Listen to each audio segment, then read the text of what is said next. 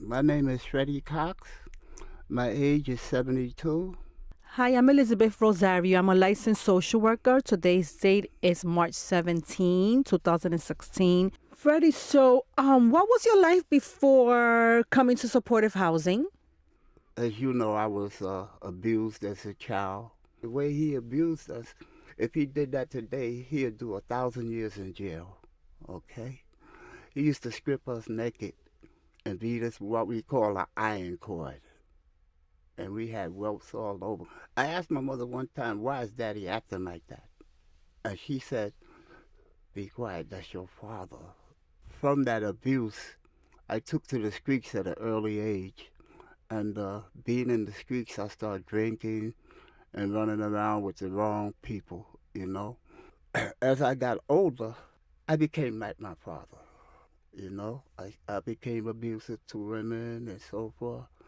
I'm not going to go into details, but at the age of 18, I went away.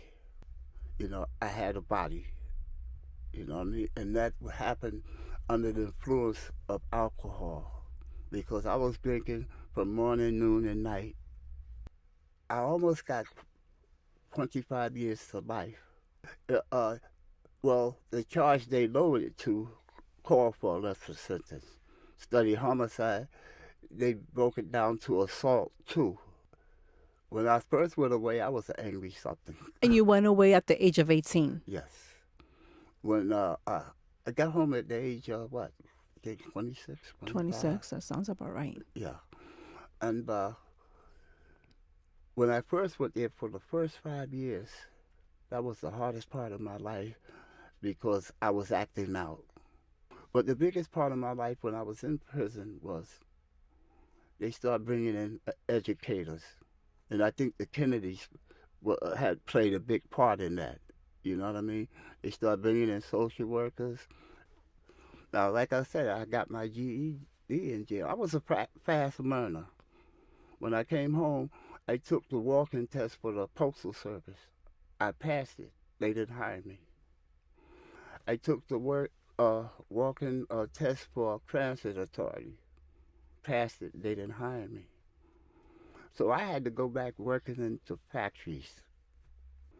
And after a while, you know, making $40, $45 a week, I started drinking again. And my drinking escalated. When I wasn't drinking, I isolated. I didn't want to be around people. So, in any event, the last time I got put out, I stayed out. You know, I And you didn't want. stayed in the streets? I stayed in the streets, and I was riding the trains up and down. Uh, then they start, the young kids start setting people on fire on the trains and stuff. So that scared me. So I say, well, I sleep in the street. At the halfway house, they built you up, try to get that strength in you. I would like to really say I had good caseworkers in my stay there that was really interested in me. This month I have 5 years, clean and sober, without drugs or alcohol, you know? And I'm doing something with my life now, positive things, you know? You know, I volunteer in the building, and